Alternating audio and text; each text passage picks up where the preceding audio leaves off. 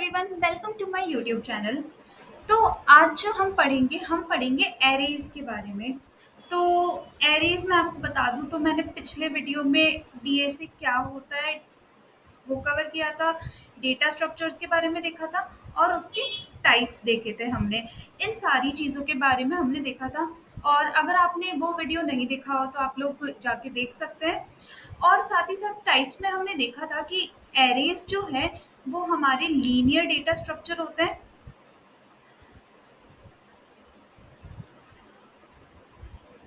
और static type के होते हैं। ठीक है, ये सारी चीज़ें हमने उस वीडियो में कवर की थी। मैंने आपको समझाया था कि लीनियर क्या होता है, स्टैटिक क्या होता है, ये सब चीज़ें मैंने समझाई थी। आज हम एरेज को थोड़ा और समझते हैं कि आखिर ये एरेज होते क्या हैं। ठीक है, तो ऐसे समझना कि पांच इंटीजर वैल्यूज है, पांच इंटीजर वैल्यूज है जिन्हें तुम्हें स्टोर कराना है। तो तुमने सिंपली क्या किया, पांच अलग वेरिएबल बना दिए, इंट ए, इंट बी, इंट सी, इंट डी और इंट ई। ठीक है, तो तुमने पांच इंटीजर वैल्यूज को स्टोर कराने के लिए पांच अलग अलग वेरिएबल्स को डिक्लेयर कर दिया। ठीक है, कि ए की वैल्यू 1, बी की वैल्यू 2, सी की वैल्यू 3, इस तरीके से। तो चलो पांच के लिए तो तुमने पांच वेरिएबल्स ले लिए। मैंने तुम्हें बोला कि 1000 इंटीजर वैल्यूज को, मतलब 1000 इंटीजर वैल्यूज को तुम्हें क्या कराना है, लेना है, प्रोग्राम में यूज करना है। तो अब क्या तुम 1000 वेरिएबल्स डिक्लेयर करोगे? क्या तुम अब 1000 वेरिएबल्स डिक्लेयर करोगे? बिल्कुल भी नहीं यार। 1000 वेरिएबल्स डिक्लेयर करोगे तो क्या बनाओगे तुम? A11, A12 इस तरीके से बनाओगे क्या? ये तो बहुत ही ज्यादा मुश्किल हो जाएगा। तो इस प्रॉब्लम को सॉल्व करने के लिए आया हमारा एरे। इस प्रॉब्लम को सॉल्व करने के लिए क्या आया? एरे आया।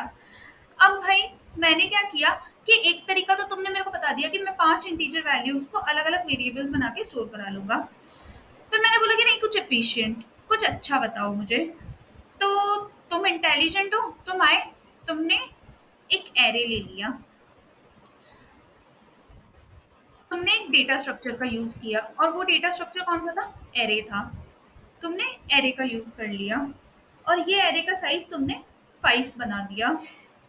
ठीक है, 5 साइज का तुमने एरे बना दिया और उसमें ये पांचों इंटीजर वैल्यूज को तुमने क्या किया? स्टोर करा दिया। ठीक है, तो यहाँ क्या आ गया? 1, 2, 3, 4 और 5। मतलब सारी की सारी इंटीजर वैल्यूज को, जितनी भी इंटीजर वैल्यूज की तुम्हें जरूरत थी, तुमने केवल एक एरे बनाया और उसमें स्टोर करा दिया। तो यार, एक तो हम अलग अलग वेरिएबल को डिक्लेयर कर रहे थे यहाँ पे, एक हम सीधा एरे बना रहे हैं और फिर उसमें स्टोर करा रहे हैं। तो आसानी कहाँ पे हुई? हमें एरे में। एरे क्या है हमारा? एफिशिएंट है डेटा को स्टोर कराने में। ठीक है, तो यही यहाँ पे लिखा हुआ है कि array is a collection of an array, an array is a collection of similar data. देखो, यहाँ पे हमने, ऐसा तो नहीं है कि मैं इंटीजर स्टोर करवा रही हूँ तो बीच में मैंने इसको हटा के यहाँ पे ना कैरेक्टर स्टोर करा दिया, क्योंकि ये गलत होगा। एरे क्या होता है? Array is a collection of similar data elements. एक ही जैसे, अगर तुम इंटीजर का एरे बना रहे हो ना, तो उस एरे में सारे के सारे एलिमेंट्स किस टाइप के होंगे? इंटीजर टाइप के होंगे। अगर तुम कैरेक्टर का एरे बना रहे हो ना, तो उस एरे में, इस एरे में सारे के सारे एलिमेंट्स कौन से टाइप के होंगे? कैरेक्टर टाइप के होंगे। ठीक है, स्टोर्ड एट कंटिग्यूअस मेमोरी लोकेशंस, ये इंपॉर्टेंट बात है, स्टोर्ड एट कंटिग्यूअस मेमोरी लोकेशन। तो ये समझाती हूँ। देखो, यहाँ पे तुमने ये एरे लिया, यहाँ पे एक एरे लिया और इस एरे में इंटीजर टाइप की वैल्यू स्टोर्ड है। अब हमें पता है यार कि इंटीजर का जो साइज होता है वो क्या होता है? 4 बाइट्स होता है। इंटीजर इतना ही साइज लेता है। ठीक है, तो मान लो किसी 200, ये लोकेशन लिख रही हूँ मैं कि किसी 200 लोकेशन पे हमारा सबसे पहला इंटीजर रखा हुआ है। तो अगला इंटीजर हमारे 200 204 वाली लोकेशन पे रखा होगा, क्योंकि इंटीजर का साइज क्या होता है, 4 बाइट्स होता है। तो यहाँ पे जो भी अगला एलिमेंट पड़ा होगा वो +4 बाइट अहेड रखा होगा, मतलब 4 बाइट्स आगे रखा होगा पिछले एड्रेस के। ठीक है, तो अब हम इससे अगला एलिमेंट लेके आ जाएंगे, तो वो कहाँ रखा होगा, 208 पे। इससे अगला एलिमेंट रखा होगा कहाँ पे, 212 पे।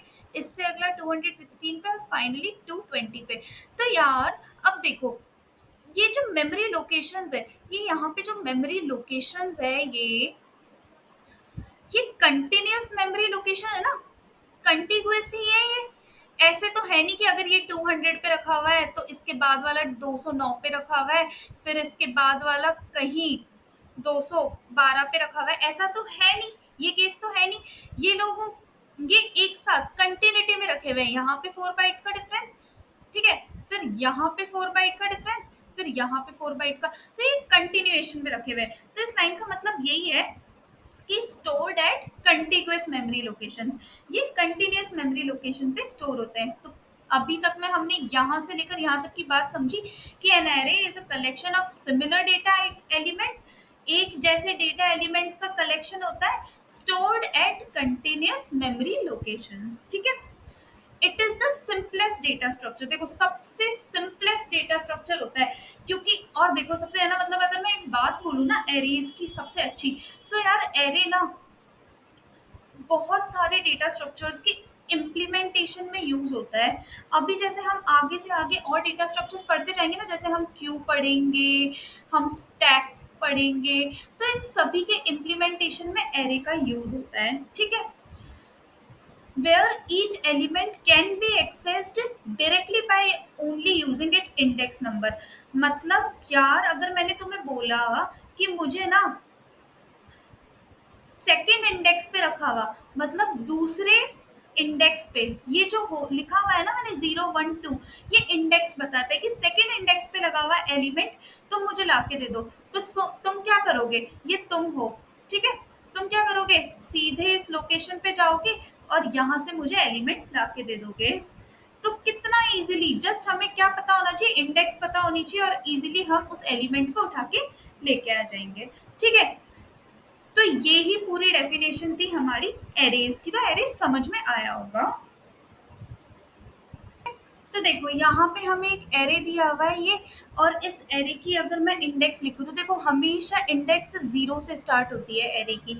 एरे की इंडेक्सिंग कहाँ से स्टार्ट होगी, 0 से स्टार्ट होगी, मतलब पहला एलिमेंट 0 वाली पोजीशन पे रखा होगा। तो यहाँ पे ये कंटिन्यूएशन में आ जाएंगे, फिर 1 2 3 4 5।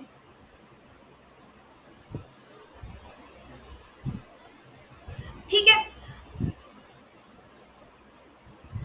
अब अगर हमारी एरे की इंडेक्स 0 से स्टार्ट होती है तो आखिरी एलिमेंट कहाँ पे पड़ा होगा, आखिरी एलिमेंट हमारा जितना एरे का साइज होगा ना उससे एक कम पोजीशन पे रखा होगा। जैसे कि देखो आखिरी एलिमेंट हमारा 10 पे रखा हुआ है यहाँ पे, है ना, तो एरे का साइज कितना हो जाएगा, एरे का साइज हो जाएगा हमारा यहाँ पे, एरे का साइज हो जाएगा हमारा यहाँ पे 11, कि हमने यहाँ पे एक 11 साइज का एरे लिया है। ठीक है, इनिशियलाइजेशन की। ठीक है, तो अब देखो यार बहुत सारे तरीके हैं एरे को इनिशियलाइज कराने के, सारे मैं तुम्हें करके बताऊंगी। जैसे कि पहला इनिशियलाइजेशन तुम ऐसे कर सकते हो कि तुम पहले यहाँ पे डेटा टाइप दोगे, ठीक है, फिर एरे का नाम दोगे, मैं ARR दूंगी, और फिर इन ब्रैकेट्स के अंदर ये जो स्क्वायर ब्रैकेट्स है ना उसमें जो भी तुम्हें एरे का साइज देना है वो दे दोगे। जैसे इस केस में बोलूँ तो मैं इसको ऐसे लिखूंगी कि इंट ARR, और जो साइज है क्या है, इसका साइज 11 है, 11 दे दूंगी। तो पहला तो इस तरीके से इनिशियलाइजेशन हो गया। अब तुम यहाँ पे क्या कर सकते हो, रन टाइम इनिशियलाइजेशन, मतलब एरे की जो वैल्यूज है वो रन टाइम पे दे सकते हो, किसका, सीन का यूज करके।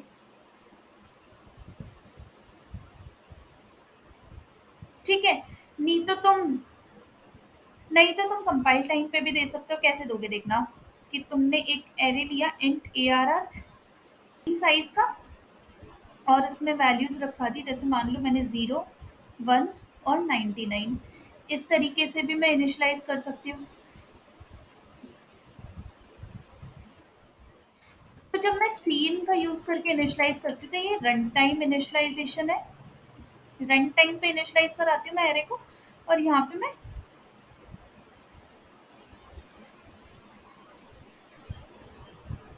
कंपाइल टाइम पे इनिशियलाइज कराती हूँ। ठीक है। दूसरा तरीका क्या है, दूसरा तरीका ये है कि तुम इन ब्रैकेट्स के अंदर कुछ भी मत दो, पर यहाँ पे जो तुम वैल्यूज दोगे ना, जैसे मैंने यहाँ पे 0,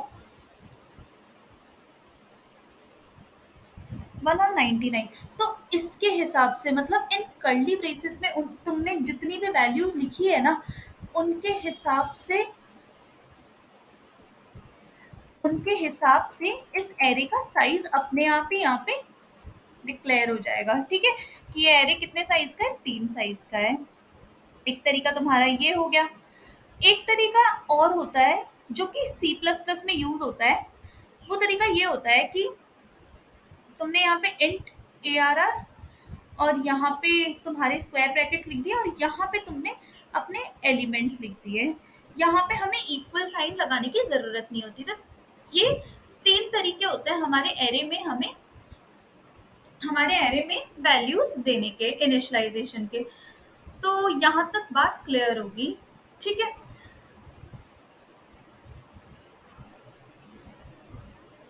अब हम थोड़ा आगे बढ़ते हैं।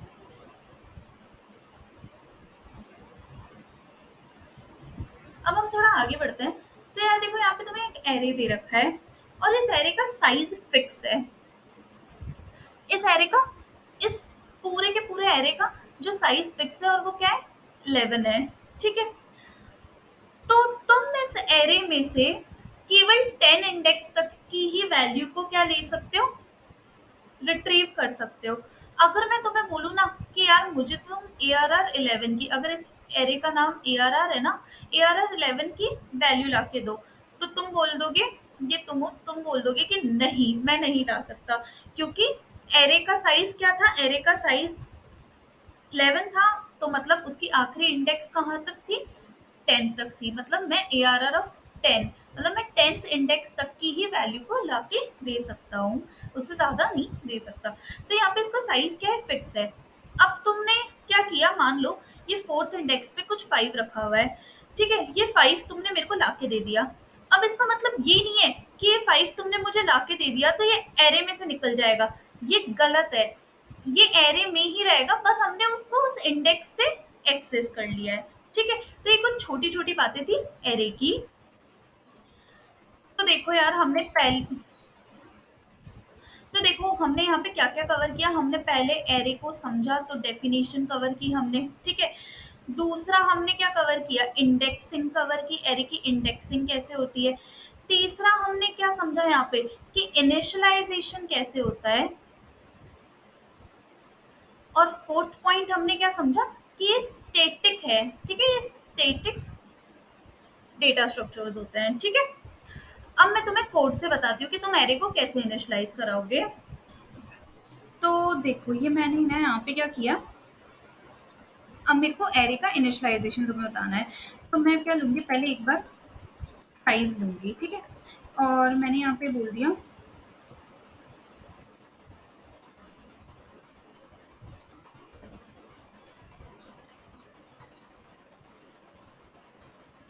मैंने यहाँ पे साइज ले लिया यूजर से। अब मैं यहाँ पे देखो इंटीजर टाइप का एक एरे डिक्लेयर करूंगी, जिसका साइज क्या होगा, साइज होगा। ठीक है। और अब मैं यहाँ पे एक मैसेज दूंगी कि, ठीक है, तो मैंने यहाँ पे मैसेज दे दिया कि एलिमेंट्स एंटर करो एरे के। अब मैं यहाँ पे लूप का यूज करूंगी, ताकि मैं हर इंडेक्स पे एलिमेंट को क्या कर सकूं, स्टोर करा सकूं। ठीक है। तो मैं यहाँ पे साइज तक चलाऊंगी, क्योंकि ज्यादा से ज्यादा एरे कितने एलिमेंट स्टोर करा सकता है, उसके साइज -1 तक के इंडेक्स तक ही स्टोर करा सकता है। ठीक है। और यहाँ पे मैं क्या करा दूंगी, CN करा दूंगी ARR ऑफ आई। ठीक है। और हम यहाँ पे क्या कराते हैं, हमारे एरे को प्रिंट करा देते हैं।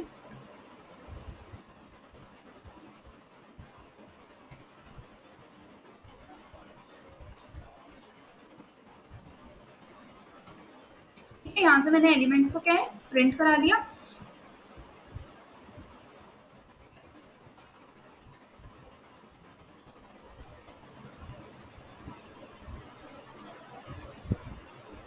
तो देखो एरे का साइज मैं यहाँ पे दूंगी 5। अब एलिमेंट एंटर करने हैं मुझे, तो मैं 1 2 3 4 5 दे देती हूँ। और देखो 0 इंडेक्स पे, 1 इंडेक्स पे, second index, third index, fourth index पे सारे एलिमेंट्स आ गए। ठीक है, तो ये तो हमने क्या कर दिया, यहाँ पे एरे का साइज दे दिया और फिर रन टाइम पे इनिशियलाइज करा दिया। ठीक है, अब इधर देखना, यहाँ पे मैं एक और एरे बनाती हूँ। यहाँ पे एक और एरे लेती हूँ। ठीक है, अब यहाँ पे मेरे को वैल्यूज पहले से पता होनी चाहिए। जैसे मैं यहाँ पे 3 वैल्यूज का एरे बनाऊंगी, तो मैं कितनी वैल्यूज यहाँ पे दूंगी, 3 ही वैल्यूज दूंगी। ठीक है, मैंने यहाँ पे क्या दे दिया, यहाँ पे 3 वैल्यूज दे दी। ठीक है, ये हमारा एरे 1 है, ये हमारा एरे 2 है। तो ये कंपाइल टाइम इनिशियलाइजेशन होगा। यहाँ पे हमें साइज देना होगा, तभी तो हम यहाँ पे इनिशियलाइज करा पाएंगे वैल्यूज को, वरना नहीं करा पाएंगे। ठीक है, हम इसको प्रिंट करा लेते हैं। तो अब मैं यहाँ पे साइज दूंगी पहले वाले एरे का, तो मान लो मैं 5 साइज का ही दे रही हूँ। एलिमेंट्स इंसर्ट कराऊंगी 2 3। क्या आ गए, देखो हमारा एरे 1 आ गया यहाँ पे, और यहाँ पे हमारा एरे 2 आ गया। ठीक है, अब मैंने जो तीसरा तरीका बताया था वो बताती हूँ तुम्हें, कि मैंने यहाँ पे एक ARR3 लिया। यहाँ पे अब मैं इसके स्क्वायर ब्रैकेट्स में देखो कुछ भी नहीं दिया, मैंने स्क्वायर ब्रैकेट्स में कुछ भी नहीं दिया, और मैं यहाँ पे वैल्यूज को इंसर्ट करा दूंगी। ठीक है, यहाँ पे मैंने क्या करा दिया, इन वैल्यूज को इंसर्ट करा दिया इस तरीके से। ठीक है, तो एक तरीका हमारा ये हो गया, और एक तरीका हमारा क्या हो जाएगा,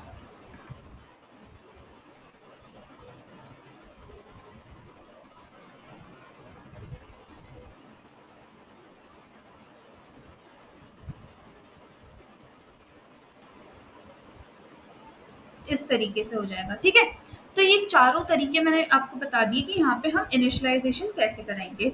ठीक है, अब बात आती है कि किसी भी एलिमेंट को एक्सेस करने की। ठीक है, तो मैं यहाँ पे एक इंट IDX बनाऊंगी। ठीक है, और यहाँ पे मैं,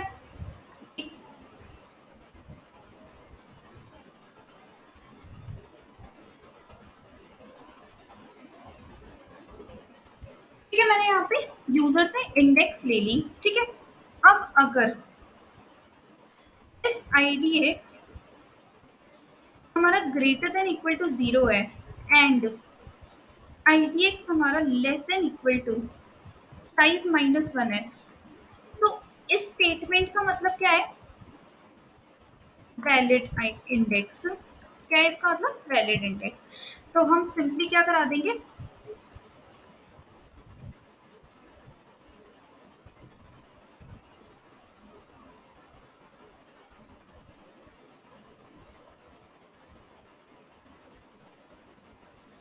उस एलिमेंट को लेके आ जाएंगे। तो हमने क्या किया, सिंपली बस उस एरे में उस इंडेक्स पे गए और हम एलिमेंट को लेके आ गए। तो देखो यहाँ पे कोई लूप वूप नहीं लग रहा है, तो इसका जो टाइम होगा वो ओवन टाइम होगा, कि हम सिंपली एक ही बार में वहां पे जाके उस एलिमेंट को लेके आ गए। ठीक है, और अगर देखो ऐसा नहीं है तो क्या होगा,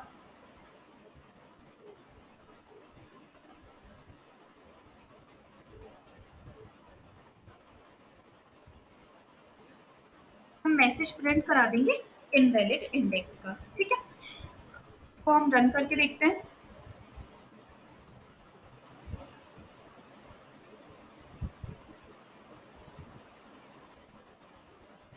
10 में साइज ले रही हूँ एरे का और एलिमेंट्स दे रही हूँ।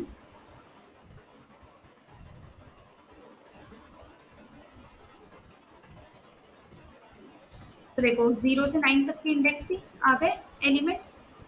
अब मैं यहाँ पे इंडेक्स देती हूँ, मान लो मैं 7th इंडेक्स का एलिमेंट लेके आ रही हूँ। एलिमेंट आ गया हमारा 8। 7th इंडेक्स पे कौन सा पड़ा हुआ है, 8th एलिमेंट पड़ा हुआ है। एक और दिखाती हूँ,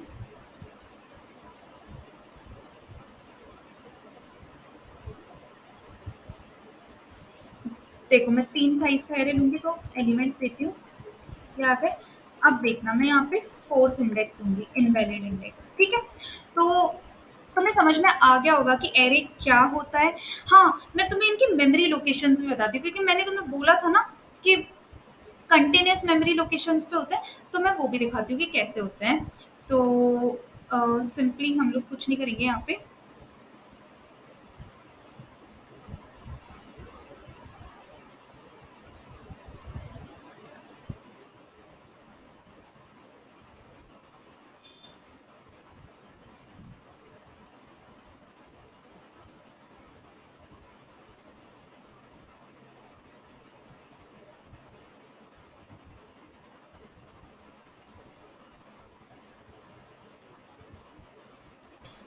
हम यहाँ पे एक एम परसेंट लगा देंगे, M percent A R R five, क्योंकि ये क्या बताएगा, ये हमें एड्रेस बताएगा। तो अभी देखना है इसे।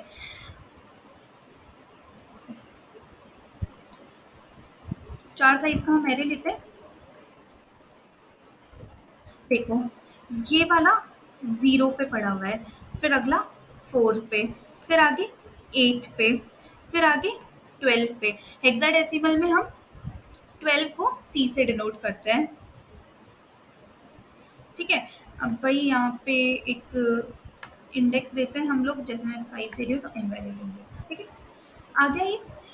तो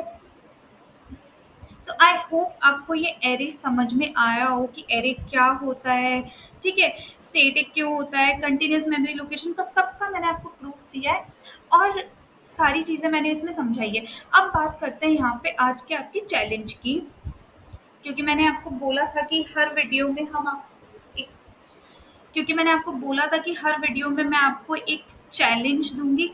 तो जो चैलेंज है आज का, कि सी प्लस प्लस में हमारे वेक्टर्स होते हैं, ठीक है? जो कि डायनेमिकली एलोकेट होते हैं, ठीक है? और एक हमारे एरे होते हैं, ठीक है? तो आज का जो आपका चैलेंज है वो ये है कि आपको एरेज और वेक्टर्स में डिफरेंस पता करके आना है, ठीक है? और अगर डिफरेंस पता करके आना है, ठीक है? तो चैलेंज को पूरा कीजिए। एरे आपको समझ में आ गया है आज बिल्कुल अच्छे से। और अगर आपको वीडियो अच्छी लगी हो तो प्लीज़ वीडियो को लाइक करें, शेयर करें, सब्सक्राइब करें और कमेंट करना ना भूलें। Thank you so much.